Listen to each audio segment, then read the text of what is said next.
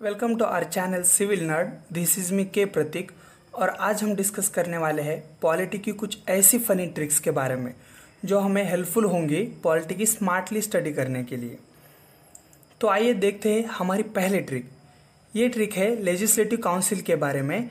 आप लोग जानते होंगे कि सेंट्रल लेवल पर पार्लियामेंट में लोकसभा और राज्यसभा एग्जिस्ट करते हैं, वैसे ही स्टेट लेवल पर भी लेजिस्लेटिव असेंबली और लेजिस्लेटिव काउंसिल एग्जिस्ट करते हैं। हर स्टेट को अपनी लेजिस्लेटिव असेंबली होती है, पर सब स्टेट को अपनी लेजिस्लेटिव काउंसिल नहीं होती। इंडिया में अभी सिर्फ 6 ही लेजिस्लेटिव काउंसिल है और ये प्री के पॉइंट ऑफ व्यू से बहुत इंपॉर्टेंट है।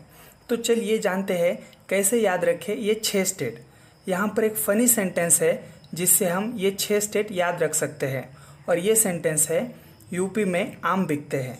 दोस्तों, यहाँ पर यूपी उत्तर प्रदेश को इंडिकेट करता है, में एक कंजक्शन के तरह काम करता है। आम में जो आ है वो आंध्र प्रदेश और जो म है वो महाराष्ट्र को डिनोट करता है। बिकते में बी बिहार के लिए, क कर्नाटक के लिए और ते तेलंगाना के लिए यूज़ होता है। और जो लास्ट में हमने है लिया है वो सेंटेंस को कंप्लीट करता है। और इस तरह हम यूपी, आंध्र प्रदेश, महाराष्ट्र, बिहार, कर्नाटका और तेलंगाना को याद रख सकते हैं। हमारी दूसरी ट्रिक है कॉन्स्टिट्यूशन के शेड्यूल के बारे में। इंडियन कॉन्स्टिट्यूशन में टोटल 12 शेड्यूल है जो बहुत ही इम्पोर्टेंट है और याद रखने में उतने ही डिफ़िकल्ट।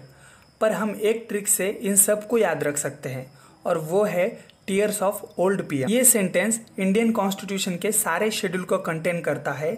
तो आइए इस सेंटेंस का ब्रेकअप करते हैं। फर्स्ट लेटर है टी जो टेरिटरी को डिनोट करता है। तो इस शेड्यूल में इंडिया की territory, formation of Indian state mention किया है। फिर आता है ई डिनोट करता है इमोल्यूमेंट्स को। इमोल्यूमेंट्स मतलब सैलरी और अलाउंसेस। इस शेड्यूल में प्रेसिडेंट, वाइस प्रेसिडेंट, जजेस of supreme court and high court and etcetera लोगों की सैलरी मेंशन की है। नेक्स्ट लेटर है ए। ये डिनोट करता है अफर्मेशन यानी शपथ। तो इस शेड्यूल में मिनिस्टर के लिए oath of office and oath of secrecy mention की गई है।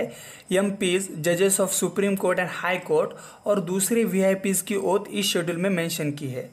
फोर्थ लेटर है आर। ये इंडिकेट करता है राज्यसभा को।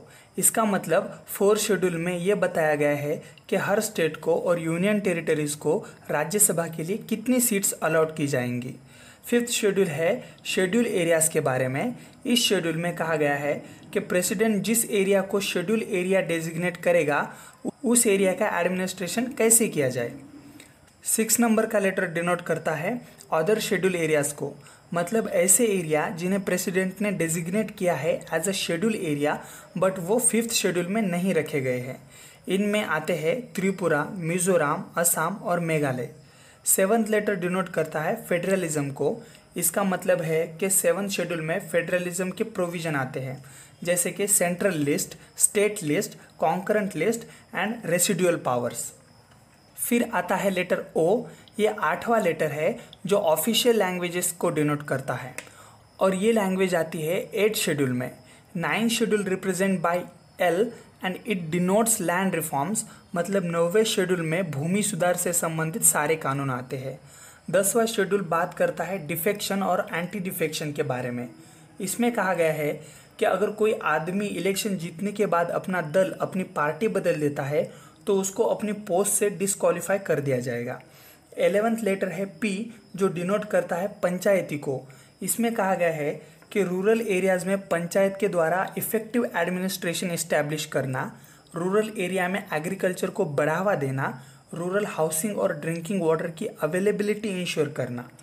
और हमारा लास्ट लेटर है एम जो डिनोट करता है म्यूनिसिपैलिटीज़ को, उसका फॉर्मेशन, उसके द्वारा अर्बन प्लानिंग करना, regulation of land use and construction of buildings and etcetera works इसमें मेंशन किया गया है। और इस तरह से हम ये 12 के 12 शेड्यूल्स हमारी मेमोरी में थोड़ी सी प्रैक्टिस के ज़रिए स्टोर कर सकते हैं। आई होप ये आपको क्लियर हुआ होगा। अब बढ़ते हैं हमारी नेक्स्ट ट्रिक की तरफ। इंडियन कॉन्स्टिट्यूशन के 6th शेड्यूल में जो एक्स्ट्रा शेड्यूल एरियाज है उनके बारे में। इस शेड्यूल में टोटल 4 स्टेट है और हम उन्हें इस एक मातम वर्ड से याद रख सकते हैं। मातम में यम है मिजोरम, ए है आसाम, टी से त्रिपुरा और यम से मेघालय आता है। सुनने में थोड़ा वियर्ड है बट यूजफुल है। और आइए देखते हैं हमारी अगली ट्रिक जो है आर्टिकल 19 से रिलेटेड। इस आर्टिकल में टोटल 6 राइट्स है और उन्हें हम समा रिसाइड्स इन प्रोफेशन इस सेंटेंस से याद रख सकते हैं। दोस्तों, रिसाइड्स इन अ प्रोफेशन एक फ्रेज है जिसका मतलब होता है किसी काम में इतना खो जाना कि बाहरी दुनिया से बिल्कुल नाता ही टूट जाए। इस सेंटेंस को ब्रेकअप करें तो यस है स्पीच की फ्रीडम के लिए, ए है फ्रीडम ऑफ असेंबली, एम है फ्रीडम ऑफ मूवमेंट, ए आएगा फ्रीडम ऑफ एसोसिएशन, रिसाइड्स आता है फ्रीडम ऑफ रेसिडेंट के लिए और प्रोफेशन आएगा as it is freedom of profession के लिए। आर्टिकल 19 के अंडर हमें बोलने की, जमा होने की, देश में कहीं भी घूमने की, सिर्फ देश में घूमने की, देश के बाहर घूमने की आज़ादी इसमें नहीं आती, वो आर्टिकल 21 में आएगी।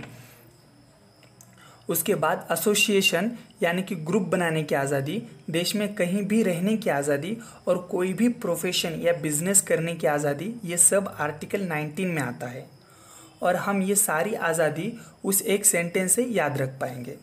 अगला आर्टिकल है 44। जैसा इसका नंबर यूनिफॉर्म है वैसे ही हम याद रख सकते हैं कि इसके प्रोविज़न यूनिफॉर्म है और ये आर्टिकल 44 है यूनिफॉर्म सिविल कोड के बारे में। नेक्स्ट आर्टिकल है आर्टिकल 50। इस आर्टिकल के प्रोविज़न भी हम इसके नंबर से याद रख पाएंगे। फ्रेंड्स, 50 एक यूनिट है किसी भी चीज़ को बराबर हिस्सों में बांटने के लिए। जैसे 100% शेयर्स के 50-50% शेयर्स, वैसे ही ये आर्टिकल पावर को 2 हिस्सों में बांटता है, एग्जीक्यूटिव और जुडिशरी की पावर। इन दोनों को ये अलग अलग करता है। तो आर्टिकल 50 है separation of judiciary and executive. हमारा अगला सेगमेंट है इंटरनेशनल रिलेशन का और इसमें हम सब पहले देखेंगे इंडिया के साथ लैंड बॉर्डर शेयर करने वाली कंट्रीज़। इन कंट्री को हम बचपन से MBA किया इस ट्रिक से ब्रेन में फिट कर सकते हैं। ब से बांग्लादेश है जिसके साथ इंडिया की बॉर्डर सबसे ज़्यादा है।